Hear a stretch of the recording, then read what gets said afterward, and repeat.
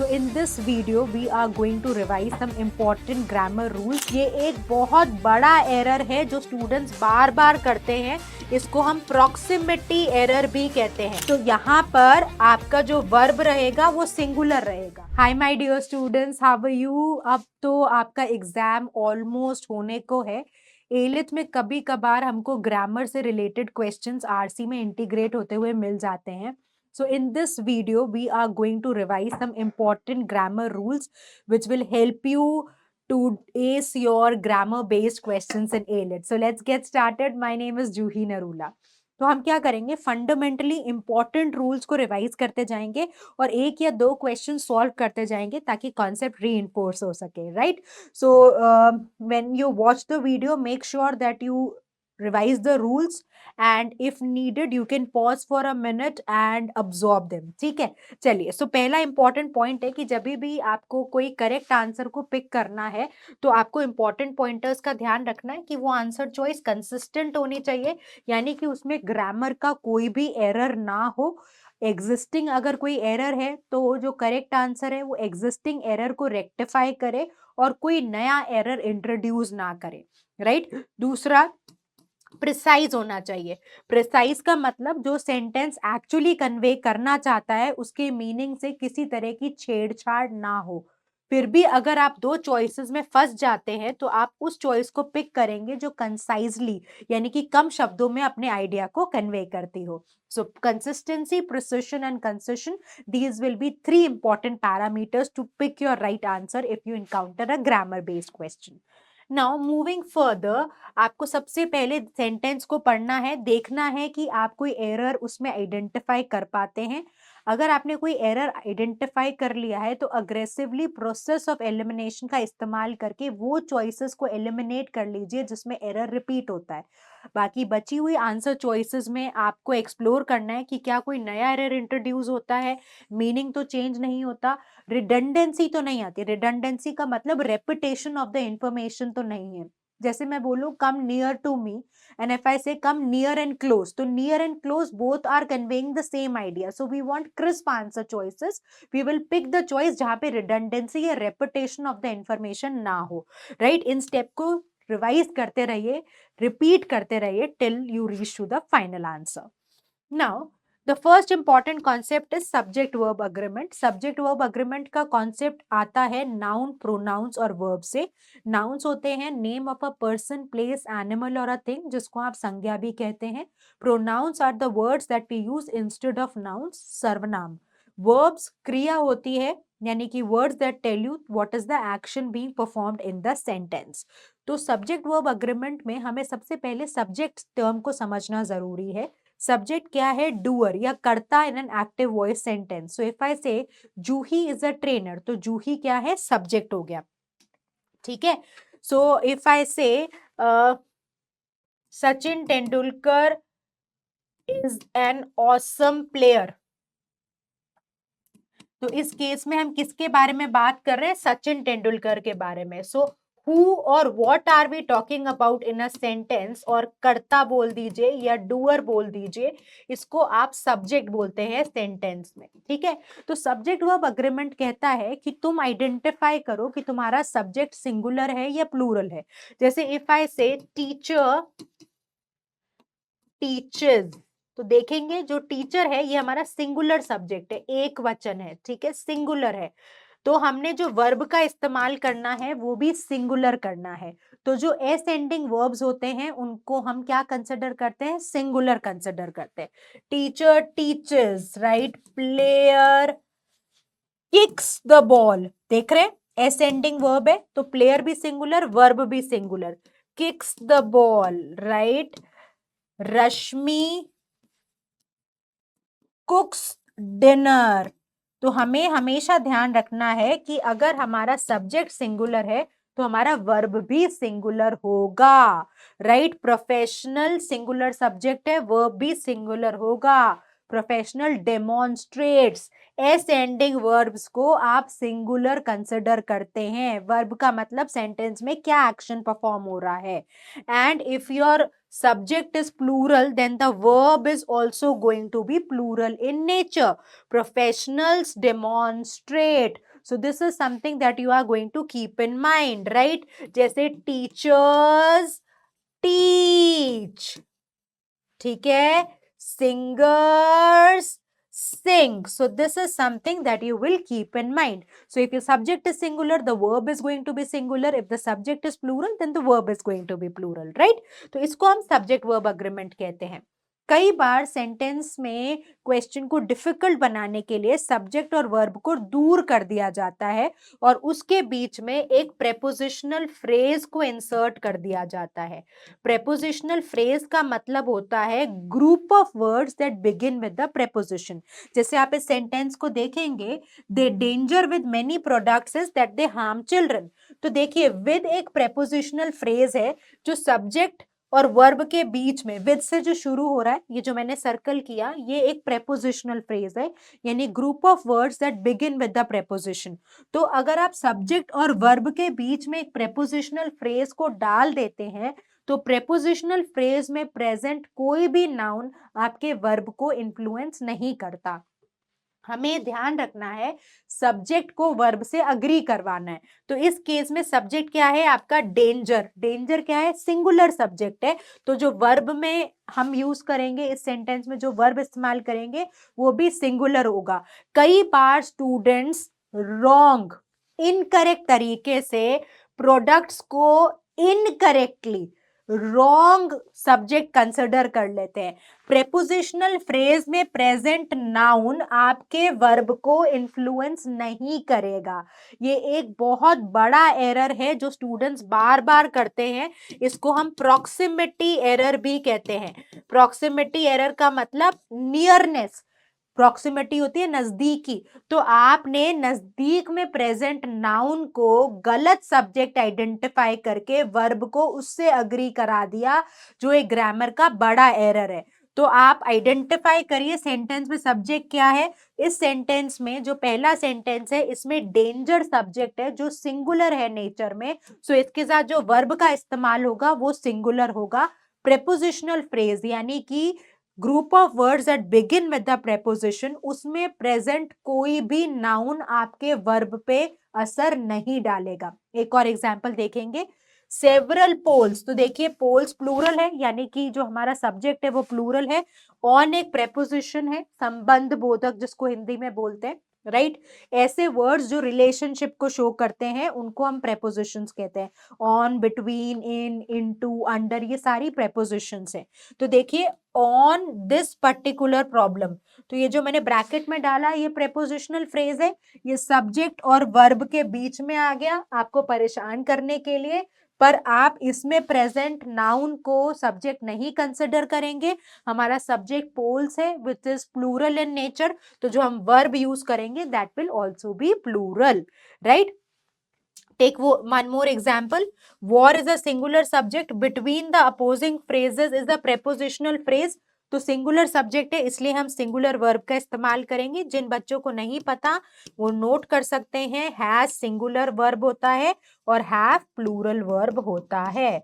तो यानी कि कहानी का सार ये है कि सब्जेक्ट और वर्ब के बीच में कई बार एक प्रेपोजिशनल फ्रेज डाल दिया जाता है कंफ्यूज करने के लिए. आप उसमें प्रेजेंट कोई भी नाउन को इनकरेक्टली सब्जेक्ट ना आइडेंटिफाई करें, राइट सब्जेक्ट के साथ ही वर्ब को अग्री करवाएं. ठीक है, नेक्स्ट लेट्स प्रोसीड फर्दर. कई बार दो सिंगुलर सब्जेक्ट्स को, जैसे ये देखिए इस सेंटेंस में एंजेलिना जोली और ब्रैड पिट, दो सिंगुलर सब्जेक्ट्स को अगर इन 4 फ्रेजेस से जोड़ा जाए तो आपके वर्ब पे कोई फर्क नहीं पड़ता. जैसे देखिए, Angelina Jolie together with her husband Brad Pitt, या फिर मैं लिखती Angelina Jolie accompanied by Brad Pitt, या लिखती Angelina Jolie along with Brad Pitt, या लिखती Angelina Jolie as well as Brad Pitt. तो यहाँ पर आपका जो वर्ब रहेगा वो सिंगुलर रहेगा. हाँ, अगर मैं ऐसे सेंटेंस बनाऊं, Angelina Jolie and Brad Pitt, तो इस केस में मैंने दो सिंगुलर सब्जेक्ट्स को एंड के साथ कंबाइन किया, तो मेरा जो सब्जेक्ट है वो प्लूरल हो जाएगा और वर्ब भी प्लूरल जाएगा. पर मैं एक सिंगुलर सब्जेक्ट को या किसी भी सब्जेक्ट को इन चारों फ्रेजेस से कंबाइन करती हूं तो मेरे वर्ब पे इस एडिशन से कोई फर्क नहीं पड़ेगा। यानी कि अगर यहाँ पे एंजेलिना जोली की जगह एक्ट्रेसेस होता या ऐसा होता एक्टर्स होता, actors accompanied by Brad Pitt, actors along with Brad Pitt, actors together with Brad Pitt, actors as well as Brad Pitt, तो यहाँ पर ये हमारा मेजर सब्जेक्ट है। एक्टर्स के केस में प्लूरल है तो हम इस केस में वर्ब प्लूरल लगाते, बट इन फ्रेजेस से जो भी वर्ड सब्जेक्ट नाउन आप कंबाइन करेंगे वो आपके वर्ब पे कोई असर नहीं डालेगा। अगर सेंटेंस ऐसा भी होता है Angelina Jolie together with her friends, तभी भी आप सेंटेंस कैसा बनाते, Angelina Jolie along with her friends is arriving। तो मुद्दे की बात यह है, ये डिसाइसिव सब्जेक्ट रहेगा और इसी सब्जेक्ट के बेसिस पे आप वर्ब को अग्री करेंगे। accompanied by, along with, together with, as well as से कुछ भी एलिमेंट कंबाइन होता हो सिंगुलर या प्लूरल, वो आपके वर्ब पे कोई असर नहीं डालेगा। हाँ, अगर आप दो सिंगुलर सब्जेक्ट को एंड से कंबाइन करते हैं तो उसको हम प्लूरल सब्जेक्ट मानेंगे और वर्ब भी हमारा प्लूरल रहेगा। ठीक है, ये 4 फ्रेजेस जरूर रिवाइज करके जाइएगा, accompanied by, along with, together with, as well as, right? Let's proceed further।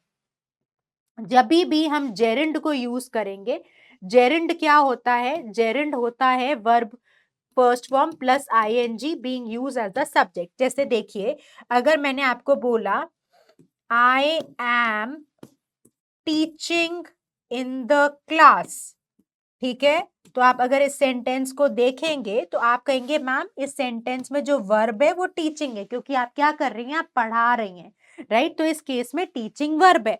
But अगर मैं सेंटेंस बना लूं कुछ ऐसा, टीचिंग इज माय पैशन, तो इस केस में सब्जेक्ट क्या हो गया, टीचिंग। तो देखिए दोनों टीचिंग में डिफरेंस है, इस केस में टीचिंग वर्ब था, इस केस में इज वर्ब है। इस केस में टीचिंग वर्ब की तरह इस्तेमाल हो रहा है, इस केस में टीचिंग सब्जेक्ट की तरह इस्तेमाल हो रहा है। तो इस यूसेज को हम इंग्लिश लैंग्वेज में जेरिंड कह के संबोधित करते हैं। तो अगर आपका सेंटेंस में जेरिंड सब्जेक्ट की तरह इस्तेमाल हो रहा है तो आप उसके साथ सिंगुलर वर्ब लेंगे। ये रूल आप जानते भी हैं क्योंकि कई बार आपने देखा है स्मोकिंग किल्स, है ना? तो स्मोकिंग को सिंगुलर माना तभी तो आपने वर्ब में इस्तेमाल किया, वो सिंगुलर किया। या smoking is injurious to health, right? तो वर्ब का first form plus ING as a subject इस्तेमाल हो रहा है तो उसके साथ जो वर्ब यूज करेंगे वो भी सिंगुलर करेंगे। Trekking is an adventurous sport, cooking is fun, dancing is my hobby, right? चलिए, नाउ लेट्स प्रोसीड फर्दर। अगर हम किसी कलेक्टिव नाउन की बात करते हैं, यानी कि हम समूहवाचक संज्ञा की बात करते हैं, ठीक है, यानी कि हम एक ग्रुप को रिप्रेजेंट कर रहे हैं, तो अगर हम एक ग्रुप को रिप्रेजेंट करते हैं तो हम उसको एक सिंगल यूनिट मानते हैं, और अगर सिंगल यूनिट मानते हैं तो उसके साथ जो वर्ब का इस्तेमाल होगा वो भी सिंगुलर ही होगा। Herd is stampeding, army is marching, crowd is getting ruthless, jury has given the decision. ठीक है जी, चलिए, जो प्रोनाउंस बॉडी, वन और थिंग के साथ खत्म होते हैं उन प्रोनाउंस को सिंगुलर माना जाता है, और इन प्रोनाउंस के साथ वर्ब भी सिंगुलर लेते हैं। कौन कौन से प्रोनाउंस हुए? Anybody, somebody, everybody, nobody, anyone, someone, everyone, no one, anything, something, nothing, everything, right? So ये सारे के सारे प्रोनाउंस क्या कंसिडर करेंगे? सिंगुलर। अगर ये सिंगुलर कंसिडर हो रहे हैं तो इनके साथ वर्ब भी सिंगुलर ही जाएगा। ठीक है जी, चलिए, सो आप ये क्वेश्चन कर सकते हैं, ये एक बड़ा इंटरेस्टिंग क्वेश्चन है। देखिए, दो यूसेजेस हैं, द नंबर या अ नंबर। तो जहां पे अ नंबर आए उसको आप क्या कंसिडर करेंगे? रूल मैंने आपके लिए लिख भी दिया, आई थिंक हम मिस कर गए। ये एक रूल है, इसको भी आप रिवाइज कर लेंगे। द नंबर इज सिंगुलर, तो जहां पे कोई फ्रेज द नंबर से यूज होता है तो उसको सिंगुलर कंसिडर करते हैं, अ नंबर यूज होता है तो उसको प्लूरल कंसिडर करते हैं। इसी क्वेश्चन की एप्लीकेशन देखिए, the number of candidates chosen for the glorious engineering internship. तो जैसा आपको बताया, अ नंबर प्लूरल है और द नंबर सिंगुलर है, तो हमारे पास द नंबर है। हैव हमारे पास प्लूरल वर्ब है, तो हैव वाली चॉइस हम कंसिडर नहीं करेंगे, हम हैज वाली करेंगे। Has more than doubled, has more than doubling, तो डबलिंग से जो आपका सेंटेंस कंस्ट्रक्शन है वो ऑकवर्ड होता है, तो हम सी को कंसिडर करेंगे। मैंने अभी आपको सिखाया था, हैज सिंगुलर होता है, हैज प्लूरल होता है, द नंबर को आप सिंगुलर कंसिडर करेंगे तो सिंगुलर वर्ब को पिक करेंगे। अगर द नंबर की जगह अ नंबर होता तो आप हैव वाली चॉइस को कंसिडर करते। आगे बढ़ते। अब अगर हमें एक क्वेश्चन मिलता है और हमें इसमें ऐसी चॉइस को ढूंढना है जो ग्रामेटिकली करेक्ट हो, तो पहले हम सेंटेंस को पिक करेंगे और देखेंगे कि क्या इस सेंटेंस में कोई एरर हमें समझ में आता है। फिर हम प्रोसेस ऑफ एलिमिनेशन करेंगे और उसके बाद बाकी बची हुई चॉइसेस में देखेंगे कि कौन सी चॉइस में एरर रेक्टिफाई होता है, कोई नया एरर इंट्रोड्यूस नहीं होता, मीनिंग चेंज नहीं होता, और उसके बाद हम डिसीजन लेंगे on the choice which is crisp in nature. So everybody at the party loved the pineapple cake Sharon made. तो everybody मैंने आपको सिखाया था सिंगुलर होता है तो उसके साथ जो वर्ब का इस्तेमाल होगा वो भी सिंगुलर होगा। लव क्या है? प्लूरल वर्ब है, तो हम लव का इस्तेमाल नहीं कर सकते, यानी कि हमने ए चॉइस को तो एलिमिनेट कर दिया। अब हमारे पास कौन सी चॉइसेस बची? लविंग, तो हम यहाँ पे देखेंगे लविंग वर्ब का फर्स्ट फॉर्म प्लस आईएनजी के साथ हमें हेल्पिंग वर्ब चाहिए, जैसे I am loving the cake. ठीक है, तो आपने देखा ना, आपको verb first form plus ING अगर इस्तेमाल करना है तो उसके पहले इज एम आर या वॉज और वर्ब का इस्तेमाल होना जरूरी है, तो लविंग वाली चॉइस भी फिट नहीं होती। Everybody at the party loves the pineapple cake Sharon made, तो ये सेंटेंस करेक्ट है, यहाँ पर एरर भी रेक्टिफाई होता है। डी चॉइस को देखते हैं, everybody loves the pineapple cake Sharon made at the party, तो इस सेंटेंस में आपका मीनिंग चेंज होता है। डी सेंटेंस कहना चाहता है कि शेरन ने पार्टी के अंदर केक बनाया, जबकि ओरिजिनल सेंटेंस है कि शेरन ने जो केक बनाया पार्टी में प्रेजेंट सब लोगों को अच्छा लगा। तो डी से आपका सेंटेंस का मीनिंग चेंज होता है। दो ये चॉइस ग्रामर की दृष्टि से करेक्ट है पर ये प्रिसाइज नहीं है, इसलिए हम सी को करेक्ट आंसर पिक करेंगे। ठीक है, तो ध्यान रखिएगा वो 3 रूल्स जो मैंने सिखाए, कंसिस्टेंसी, प्रिसिशन एंड कंसेशन। ठीक है, चलिए अब हम नेक्स्ट रूल पे चलते हैं, नेक्स्ट कॉन्सेप्ट पे, प्रोनाउन एम्बिग्विटी। प्रोनाउंस वो वर्ड्स होते हैं जो हम नाउन्स की जगह पे यूज करते हैं, सर्वनाम संज्ञा के स्थान पे प्रयोग किए जाने वाले शब्द। तो यहाँ पर एक पहला रूल आता है, वो कहता है नाउन प्रोनाउन अग्रीमेंट, कि अगर आपने सिंगुलर नाउन को यूज करना है सेंटेंस में तो जो आप उसके लिए प्रोनाउन यूज करेंगे वो सिंगुलर करेंगे, राइट। सो इफ आई से जूही इज माय टीचर, ठीक है, तो जूही के लिए अगर आप इस्तेमाल करें तो आप लेंगे शी टीचर्स इंग्लिश, तो देखा आपने जूही के लिए शी का इस्तेमाल किया, सिंगुलर नाउन है तो सिंगुलर प्रोनाउन इस्तेमाल करेंगे, राइट। सिमिलरली अगर हम बोले teachers are very supportive, they guide the students, right. So teachers plural noun है तो उसके लिए आप जो प्रोनाउन इस्तेमाल करेंगे वो भी प्लूरल करेंगे। इसी कॉन्सेप्ट को हम नाउन प्रोनाउन अग्रीमेंट कहते हैं, इसी कॉन्सेप्ट को हम नाउन प्रोनाउन अग्रीमेंट कहते हैं। तो ध्यान रखिए, सिंगुलर नाउन इस्तेमाल कर रहे हैं तो सिंगुलर प्रोनाउन, प्लूरल नाउन के लिए अगर प्रोनाउन यूज कर रहे हैं तो प्रोनाउन प्लूरल रहेगा, राइट। जैसे देखिए everyone should do their homework, ये रॉन्ग सेंटेंस है। अभी मैंने आपको सिखाया था एवरीवन एक सिंगुलर कंसिडर किया जाता है, so everyone should do his और हर ओन वर्क, राइट। जैसे देखिए the Labrador is one of the most intelligent breed of dogs but they can't help you in preparing for exams, तो हम किस case में क्या बात कर रहे हैं कि सारी ब्रीड्स में से एक लैब्राडोर की ब्रीड है, तो Labrador is one breed, they is a plural pronoun, तो ये यूसेज इनकरेक्ट है।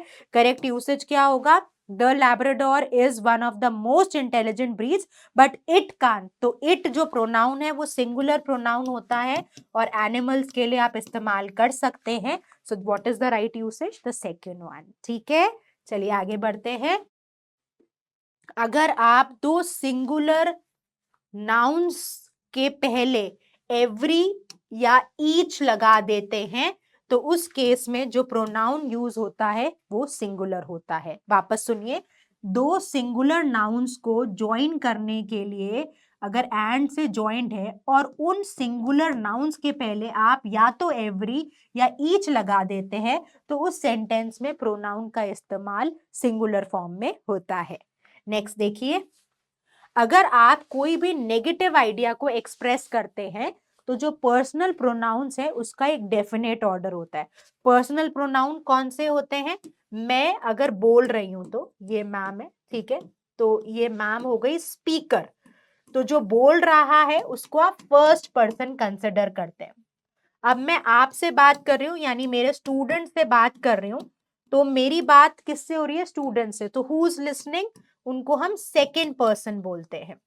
ठीक है, एंड सपोज हम किसी थर्ड पर्सन के बारे में बात कर रहे हैं, हम एक लड़की है आकांक्षी, उसके बारे में बात कर रहे हैं, so we are talking about Akankshi, so आकांक्षी इज द थर्ड पर्सन।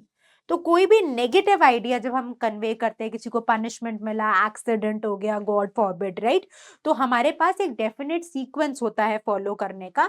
सबसे पहले I am speaking, so first person को प्लेस करते हैं, फिर सेकेंड पर्सन को करते हैं, फिर थर्ड पर्सन को। ये सीक्वेंस इंटैक्ट रहता है, इसके अलावा कोई और सीक्वेंस ग्रामर की दृष्टि से इनकरेक्ट माना जाता है। फर्स्ट पर्सन जो मैं बोल रही हूँ, सेकेंड पर्सन आप सुन रहे हैं, थर्ड जिसके बारे में हम बात कर रहे हैं। तो I am the first person, you are the second person, and if you are speaking talking about she और they are the third person, right.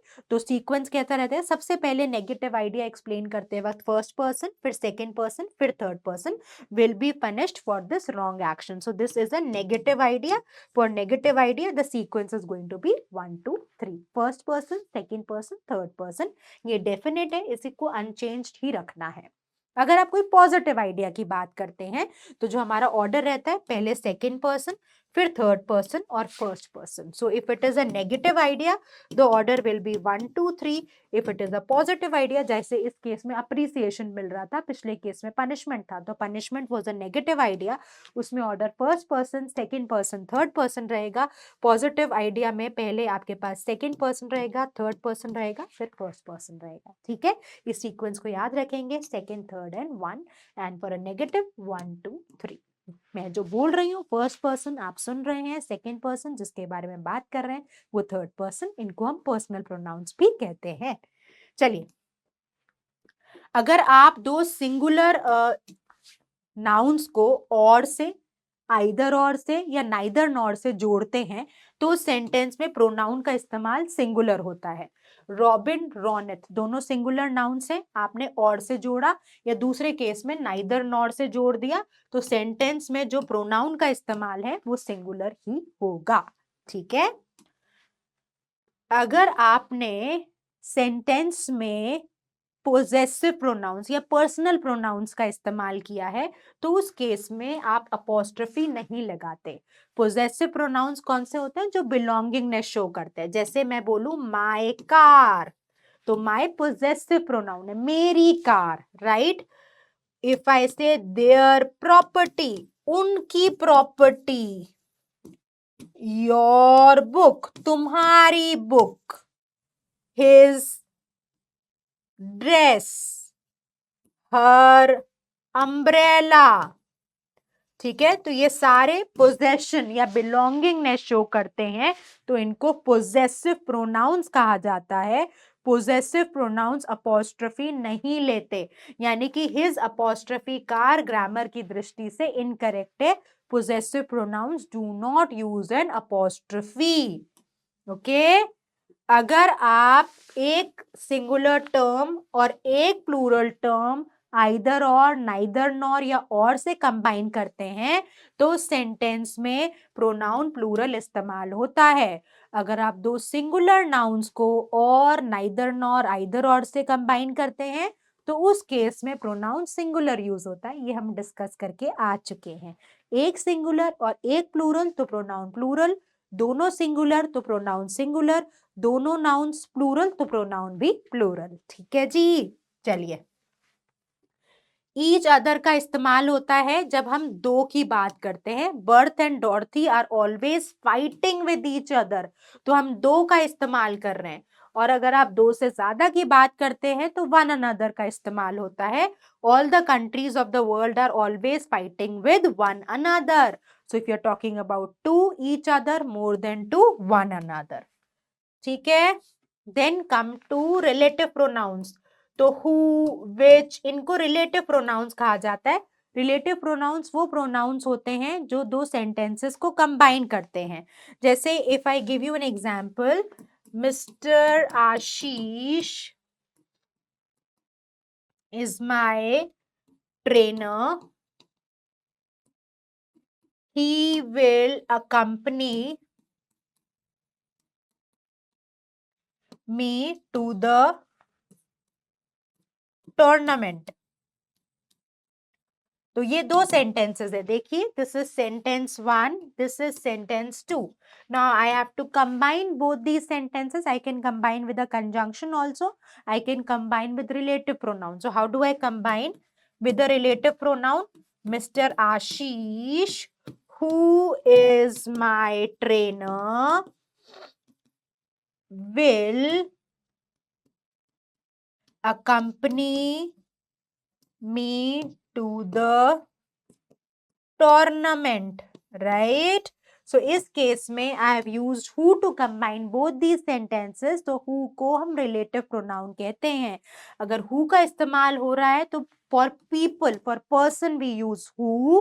अगर आप which का इस्तेमाल करते हैं तो you use which for things without life or for animals, like this is the cat which my dad। तो अगर आप एक किसी नॉन लिविंग या एनिमल के लिए यूज कर रहे हैं तो आप विच को यूज करेंगे।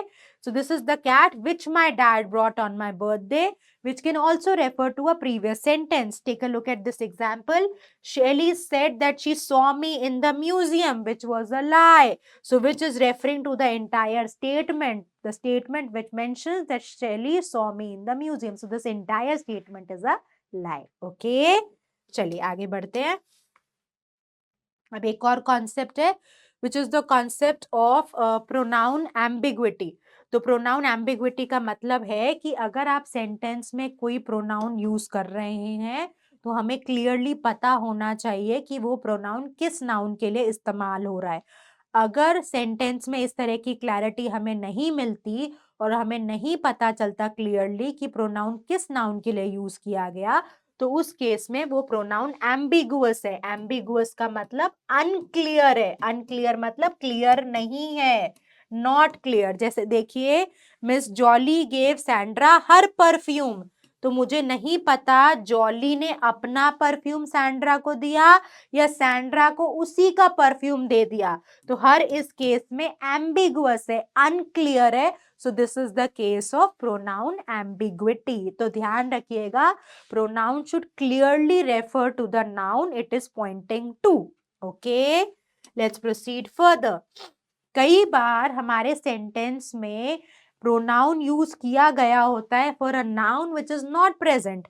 तो अगर आप सेंटेंस में प्रोनाउन का इस्तेमाल कर रहे हैं तो उसका रेफरेंस वाला नाउन तो प्रेजेंट होना जरूरी है। ये तो बेसिक डेफिनेशन है। जैसे इस केस में देखिए, mister Allen is an over enthusiastic man but he effectively keeps it hidden.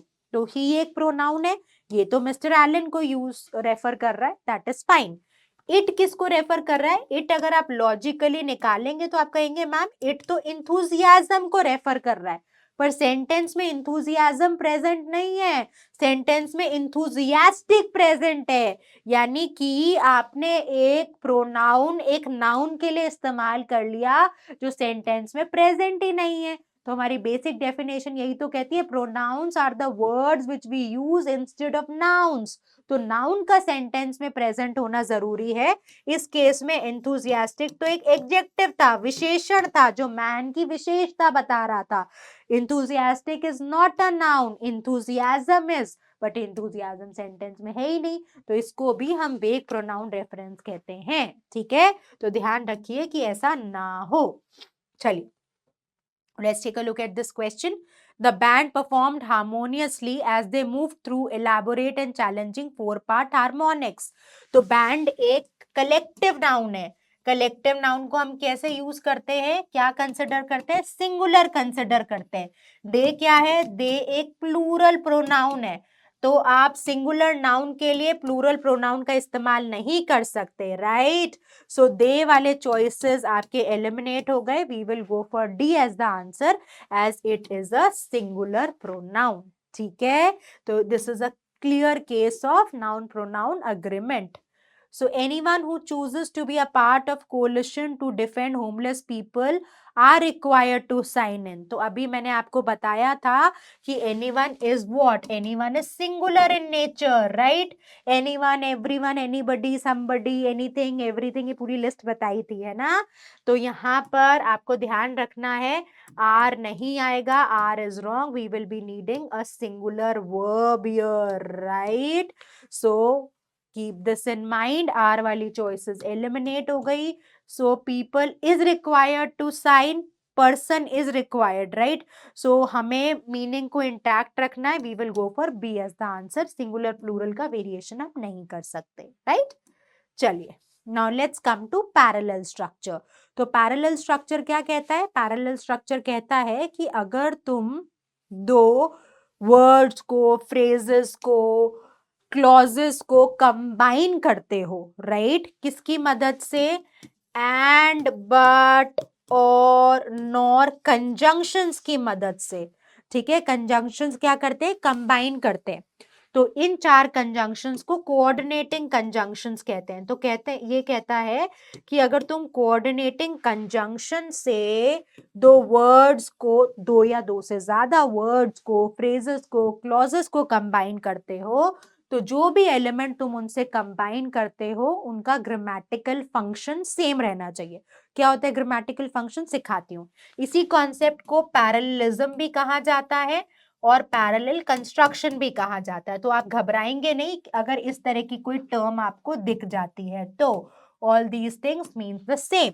जैसे देखिए, मैंने क्या किया, लॉरा और सिस्टर को कंबाइन किया. ये चार याद रखेंगे, एंड, बट, और, नॉर.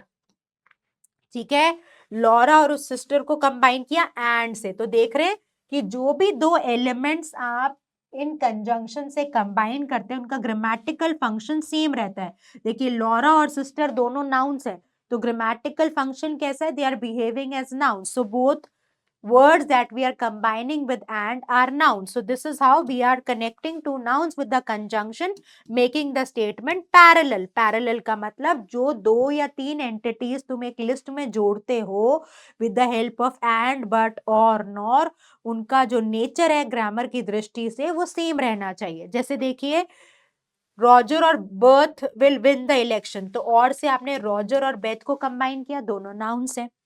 कई बार आप दो वर्ब्स को भी कंबाइन कर सकते हैं, ध्यान रखिएगा उनका टेंस सेम रहे. Michael raised his hand and asked a question. तो देखिए, एंड से आपने रेज्ड हिज हैंड और आस्क्ड अ क्वेश्चन कंबाइन किया, दोनों क्या है, वर्ब्स हैं. So we are maintaining parallel structure, right. आप इन्फिनेटिव को भी कंबाइन कर सकते हैं. टू प्लस वर्ब के फर्स्ट फॉर्म को हम इन्फिनेटिव कहते हैं. तो देखिए, the reporter wants to go and to interview the celebrity. आप चाहें तो बाद वाले टू को हटा सकते हैं. We want to attend the theatre और to play a board game. To रखा भी जा सकता है, हटाया भी जा सकता है, दोनों ही करेक्ट है. ठीक है, तो इस केस में हमने इन्फिनेटिव को कंबाइन किया. एडजेक्टिव को कंबाइन कर सकते हैं. Singers voice was tender strong, but conjunction लिया, टेंडर एंड स्ट्रॉन्ग दोनों एडजेक्टिव है. एडवर्ब्स यानी कि जो क्रिया विशेषण होते हैं, the thief walked softly and quietly. तो आपने एंड से सॉफ्टली और क्वाइटली को कंबाइन किया और दोनों ही एडवर्ब्स है. यानी कि आप noun noun noun noun noun और वर्ब्स, एडवर्ब्स, एडजेक्टिव्स, इन्फिनेटिव्स, यानी जो भी आप एंड, और, बट, नॉर से कंबाइन करते हैं उनका ग्रामेटिकल फंक्शन सेम रहना चाहिए. इसी को हम पैरेलल स्ट्रक्चर कहते हैं. तो जो आपका पैरेललिज्म है वो ये चार एंड, बट, और, नॉर के अलावा इन 4 पेयर्ड कंजंक्शन से भी बनता है। ये साथ में एग्जिस्ट करती हैं तो इनको हम कोरिलेटिव कंजंक्शंस या पेयर्ड कंजंक्शंस कहते हैं। इनका कॉम्बिनेशन फिक्स्ड है, आप इसको चेंज नहीं कर सकते।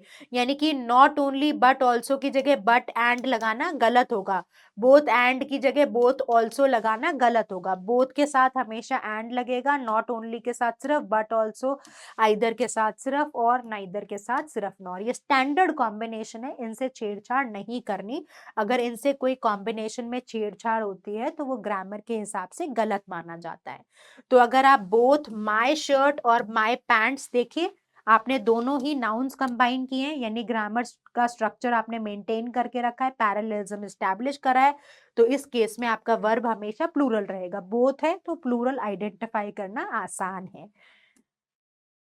अगर आप either or, neither nor, not only but also से कंबाइन करते हैं नाउन्स को, तो देखिए कि वर्ब के नजदीक वाला कौन सा नाउन है, उससे आइडेंटिफाई करेंगे कि वर्ब का नेचर सिंगुलर या प्लूरल क्या रहेगा। पॉइंट एग्जाम्पल से समझिए। जैसे देखिए, नॉट ओनली से मैंने सूसी और फ्रेंड को कंबाइन किया, नॉट ओनली बट ऑल्सो से सूसी और फ्रेंड दोनों नाउन से। वर्ब के नजदीक क्या है, फ्रेंड। फ्रेंड क्या है, सिंगुलर की प्लूरल, सिंगुलर। तो वर्ब क्या हो गया, सिंगुलर हो गया। अगर इसी सेंटेंस को मैं थोड़ा सा चेंज कर देती, तो नॉट ओनली से मैंने सूसी और हर फ्रेंड्स, यहाँ देख रहे हैं फ्रेंड सिंगुलर है, यहाँ फ्रेंड्स प्लूरल है, तो वर्ब के नजदीक क्या है, प्लूरल है। तो प्लूरल के साथ आपने वर्ब भी प्लूरल रख लिया। तो यानी कि अगर आप आइदर और, नॉट ओनली बट ऑल्सो, या आइदर और से, नाइदर नॉर, आइदर और, नॉट ओनली बट ऑल्सो से कंबाइन करते हैं, तो वर्ब के नजदीक वाले नाउन से आप डिसाइड करेंगे वर्ब का नेचर। अगर वर्ब के नजदीक वाला सब्जेक्ट सिंगुलर है तो वर्ब भी सिंगुलर रहेगा, वर्ब के नजदीक वाला जो आपका सब्जेक्ट है वो प्लूरल है तो वर्ब भी प्लूरल रहेगा। ठीक है, इंपॉर्टेंट कॉन्सेप्ट है, एक बार जरूर रिवाइज कर लीजिएगा एग्जाम से पहले। ठीक है, जैसे देखिए, my best friend took me dancing into a show. तो देखिए डांसिंग, अभी डांसिंग आपको सिखाया था, जेरेंड है ना, तो it should be took me to a dance and to a show, right. तो आप बाद वाले टू को ओमिट भी कर सकते हैं, तो हमने दोनों इन्फिनेटिव्स बना दिए। We are making the sentence parallel. So इस केस में देखिए, my dog not only likes to play fetch but also likes to chase cars, right. So we have to keep the structure intact, right. चलिए, so now let's take a look at this question. So this is a grammar based question, मैं underline कर देती हूँ। ठीक है, यहां से लेकर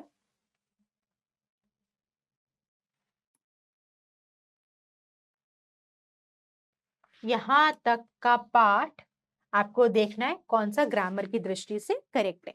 सो the legendary coach stress 3 points with his players, maintaining a strict training regime to eat balance diet and to sleep. तो आप देख रहे हैं एंड है, यानी कि जो 3 एलिमेंट्स कंबाइन हो रहे हैं उनका ग्रामर स्ट्रक्चर सेम रहना चाहिए। मेंटेनिंग जेरेंड है, टू ईट इन्फिनेटिव है, टू स्लीप भी इन्फिनेटिव है, यानी कि इस सेंटेंस में तो आपके पास पैरेललिज्म एस्टैब्लिश नहीं होता। अब हम देखते हैं a choice, 3 point with this players, training, diet and sleeping. तो इससे आपका मीनिंग चेंज होता है, प्रिसिशन हैम्पर होता है, राइट, इंफॉर्मेशन लॉस है, तो ए को नहीं कंसिडर करेंगे। ठीक है, 3 points with this players, maintaining a strict diet, eating a balance diet and sleeping. Maintaining, eating, sleeping, तो यहाँ पर तीनों जेरेंड है, यानी लिस्ट में पैरेलल स्ट्रक्चर है, इसको रखेंगे। ठीक है, सो इसमें देखिए 3 points with this players, training, diet and sleeping, again problem, so this also goes out. 3 points with this players, a strict training regime, a balance diet and sleeping नहीं आना चाहिए था, फिर स्लीप आना चाहिए था, राइट। तो इसमें भी पैरेलल स्ट्रक्चर एस्टैब्लिश नहीं है, पैरेलल स्ट्रक्चर केवल बी में एस्टैब्लिश होता है, so that will be the right answer. ठीक है, चलिए, so let's take a look at this statement. The vineries of Daza Valley are at once breathlessly vibrant, symmetrical, and the green is profound. So देखिए, आपको list के सारे elements का grammatical structure same रखना है। ठीक है, so and so profound green, and it's green is quite profound, and it is profoundly green. तो देखिए जब हम लिखते हैं green is quite profound and it is profoundly green, तो हम सेंटेंस फॉर्म में ला रहे हैं, जबकि यहाँ पर सिर्फ एग्जेक्टिव गिवन है. देखिए वाइब्रेंट सिमेट्रिकल एग्जेक्टिव है ना, तो यहाँ पर आप क्लॉजेस या सेंटेंसेस नहीं ऐड कर सकते, तो बी एंड सी चला गया, राइट. और उसके बाद देखिए so the correct formation is profoundly green. So what are we going to pick? D here, right. चलिए now let's come to the next concept which is the concept of misplace modifiers. तो misplace modifiers में पहुंचने से पहले हम देखते हैं modifier क्या होते हैं. वर्ड्स या ग्रुप ऑफ वर्ड्स, एक शब्द या ग्रुप ऑफ वर्ड्स अगर एक्सप्लेनेशन या डिस्क्राइबिंग का काम करते हैं तो हम उनको कहते हैं भाई तुम मॉडिफायर हो, राइट. सो मॉडिफायर्स वो वर्ड्स, फ्रेजेस या क्लॉजेस होते हैं जो डिस्क्रिप्शन ऑफर करते हैं, और यूजुअली मॉडिफायर उस सब्जेक्ट के आसपास होते हैं, या तो लेफ्ट में या राइट में, जिसको वो एक्सप्लेन करने की कोशिश करते हैं. जैसे देखिए गेजिंग आउट द विंडो, ये एक एक्सप्लेनेटरी फ्रेज है जो बता रहा है कि रॉस विंडो के बाहर देख रहा है. So this is a modifier and it is touching Ross and it is explaining that Ross is gazing outside the window. Similarly invented by the Edison, तो ये एक डिस्क्रिप्शन फ्रेज है, डिस्क्राइब कर रहा है कि एडिसन ने क्या इन्वेंट किया था, बल्ब. तो हमेशा ध्यान रखिएगा जिस वर्ड को मॉडिफायर डिस्क्राइब करने की कोशिश कर रहा है उसके लेफ्ट या राइट में ही उसका प्लेसमेंट होगा. It should be right next to the word, मतलब राइट मतलब it should be either left और right, immediately near to the word it is trying to explain और डिस्क्राइब. ठीक है. कई बार इन फ्रेजेस का प्लेसमेंट गलत जगह पे हो जाता है, इसलिए एक एरर इंट्रोड्यूस हो जाता है जिसको हम मिसप्लेस्ड मॉडिफायर कहते हैं. ये मैं आपको समझाती हूँ. जैसे देखिए if I say boring and a little dull, I left the movie. तो इस केस में boring and a little dull एक तरीके का मॉडिफायर है, यानी कि डिस्क्रिप्शन ऑफर कर रहा है, डिस्क्राइबिंग फ्रेज है. ये टच किसको कर रहा है, आई को. तो इस सेंटेंस के हिसाब से मैं बोरिंग और डल हूं, जबकि मैं सेंटेंस में कहना चाहती हूँ कि मेरी मूवी बोरिंग और डल थी इसलिए मैं मूवी छोड़ दी. ठीक है. तो बोरिंग एंड लिटिल डल इस सेंटेंस में आई को पॉइंट आउट करता है, मैं बोरिंग और डल नहीं हूं, मूवी बोरिंग एंड डल है. तो ये मॉडिफायर गलत जगह पे प्लेस्ड है, इसलिए ये मिसप्लेस्ड है. So it is a misplaced modifier. इसको करेक्ट कैसे करेंगे, मॉडिफायर को उस वर्ड के नजदीक रख दीजिए जिसको वो मॉडिफाई करने की कोशिश कर रहा है. तो इसका करेक्ट वर्जन क्या होगा, I left the boring and a little dull movie. तो इस तरीके से आपका एरर रेक्टिफाई हो गया. समझ में आई बात. So place the modifier right next to the term it is tending to modify. So now let's take a look at this. The farmer wanted to hire someone to take care of horse who does not drink or smoke. तो इस case में देखिए who does not drink और smoke एक modifier है जो horse को point out कर रहा है, जबकि सेंटेंस कहना चाहते हैं कि फार्मर उस पर्सन को हायर करना चाहता है, जो पर्सन को हायर करेगा केयर टेकर, उसको स्मोक और ड्रिंक नहीं करना. जबकि सेंटेंस ये कहना चाहते हैं कि घोड़ा स्मोक और ड्रिंक नहीं करता, उसके लिए उसको एक केयर टेकर को हायर करना है. So this is wrong. Horse will not drink. Correct कैसा होगा, the farmer wanted to hire someone, ये फ्रेज हमने समवन के पास रख दिया, who doesn't want to who doesn't smoke और drink to take care of his horse, right. सो हमेशा ध्यान रखिए डिस्क्राइबिंग फ्रेज के पास हमें मॉडिफायर को रखना है. ठीक है. चलिए एक तरह के और एरर्स होते हैं, उनको हम बोलते हैं डैंगलिंग मॉडिफायर्स. सो डैंगलिंग मॉडिफायर में सब्जेक्ट ही नहीं होता जिसको मॉडिफायर एक्सप्लेन करने की कोशिश करता है. एक एग्जांपल से समझिए, while sleeping the phone wrong, तो कौन, फोन सो रहा है, फोन तो नहीं सो सकता, फिर कौन सो रहा है, वो तो सेंटेंस में है ही नहीं. तो इस केस में सब्जेक्ट ही नहीं है जिसको मॉडिफायर एक्सप्लेन करने की कोशिश कर रहा है. वाइल स्लीपिंग फोन को टच कर रहा है, फोन तो सो नहीं सकता, तो कौन सो रहा है, सेंटेंस में कोई इंफॉर्मेशन नहीं है. तो इस केस में जहां पे मॉडिफायर प्रेजेंट है पर जिस सब्जेक्ट को वो एक्सप्लेन करना चाहता है वो सेंटेंस में नहीं है, तो हम कह देते हैं भाई तुम डैंगलिंग मॉडिफायर हो। तो कैसे एरर को रेक्टिफाई करेंगे, सब्जेक्ट को इंट्रोड्यूस कर दीजिए, while Sheri was sleeping the phone wrong. तो अब हमें पता चल गया कौन सो रहा है, एरर रेक्टिफाई हो गया। So this is how we sort the dangling modifier का एरर। ठीक है, तो let's take a look at this question. तो यहाँ पर आई विल अंडरलाइन इट। ठीक है,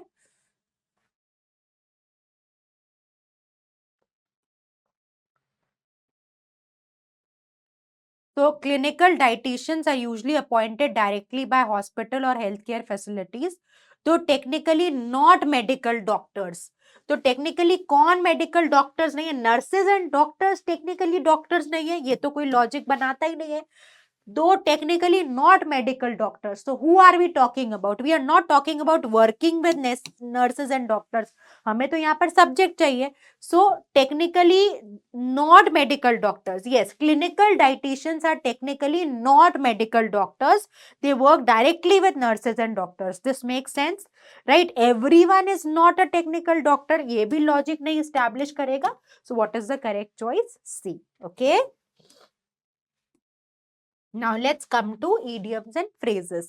हमारे पास कुछ verbs होते हैं जो अपने बाद preposition लेके एक fixed meaning को convey करते हैं, और ये meaning हमेशा standard रहता है, जैसे makeup, breakup, ठीक है, breakdown, इनके स्टैंडर्ड मीनिंग्स हैं, आप इसको चेंज नहीं कर सकते, राइट? तो मैं कहूँ पार्लर में जाके मेकअप कर दो मेरा, मैं नहीं कहूंगी मेक बिलो कर दो, मेक डाउन कर दो, मेक अबव कर दो, मेकअप ही कहूंगी, because of standard usage, right? तो ये सेट ऑफ एक्सप्रेशंस हैं जो आपको स्टैंडर्ड तरीके से ही यूज करने हैं, राइट?